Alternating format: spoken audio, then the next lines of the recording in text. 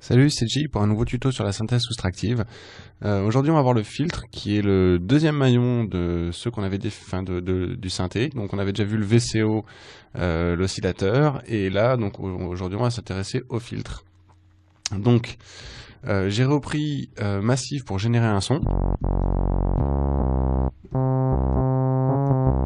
Une forme d'onde de dents de scie qui est jouée bas, 2 octaves en dessous de la moyenne. Là on ne le voit pas, mais c'est moi qui joue sur le clavier assez bas. Et je n'ai pas activé le filtre, en l'occurrence, puisque je vais utiliser un autre filtre. Je vais utiliser Sugar Byte Wow, qui est un peu plus didactique pour l'occasion. Donc le filtre, qu'est-ce que c'est? Il retire des fréquences du signal entrant, enfin à son entrée. Donc en gros, il va retirer des fréquences qui dépendent de son type. Il existe plusieurs types de filtres. On voit ici qu'il existe, qui sont représentés les trois principaux, qui sont le pass bas, qui sont les low pass ici, les high pass, les pass hauts, qui sont ici, et les pass bandes, qui sont ici.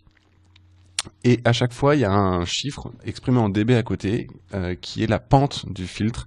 C'est la force à laquelle le filtre va être fait. Le filtrage va être fait. Donc en l'occurrence, plus le chiffre est élevé, plus le filtrage va être fort. Ça donne des couleurs sonores différentes au filtre sur un même type de filtrage. Donc un filtre, il se définit par son type, tout d'abord, donc passe haut, passe bas ou passe bande, et il se définit par son cutoff, qui est son principal paramètre, qui est la fréquence à laquelle on va commencer à couper, à enlever les fréquences. Donc ici l'avantage c'est qu'en plus elles sont écrites, donc on va pouvoir se rendre compte tout de suite. Donc j'ai ma dent de scie, et là j'ai un passe bas à 24 dB qui est un des filtres les plus classiques du monde, qui va filtrer cette dent de scie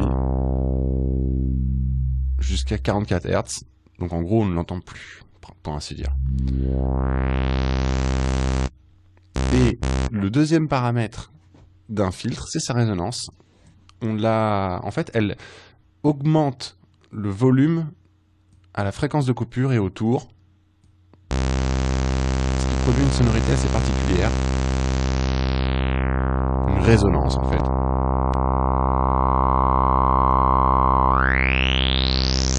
Et qui donne une couleur au filtre, une couleur sonore très particulière. Voilà, donc ça, on entend très nettement, avec et sans résonance, l'effet que ça peut avoir. Donc à ça va s'ajouter, ne s'ajoute rien, on va tester avant le filtre passe haut, on va le faire à 24 dB aussi. Donc là, toutes les fréquences qui sont en dessous de 1,2 kHz vont être coupées. Et je les monte jusqu'à ne plus rien entendre. Et là, je laisse tout passer. Et un passe-bande, lui, ne va laisser passer que autour de la fréquence de coupure.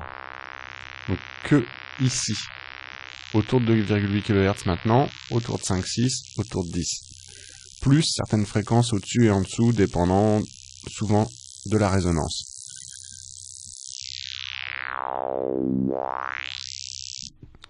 Voilà pour les principaux types de filtrage. Voilà aussi pour les principaux paramètres du filtre, le cutoff et la résonance.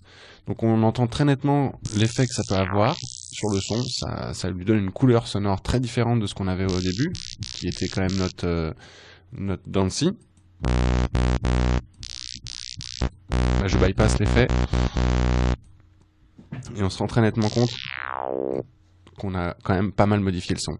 Donc ça, c'est l'essentiel même du synthé, c'est ce qui va permettre de donner des couleurs sonores et de donner aussi, je dirais, un timbre différent en fait à notre son.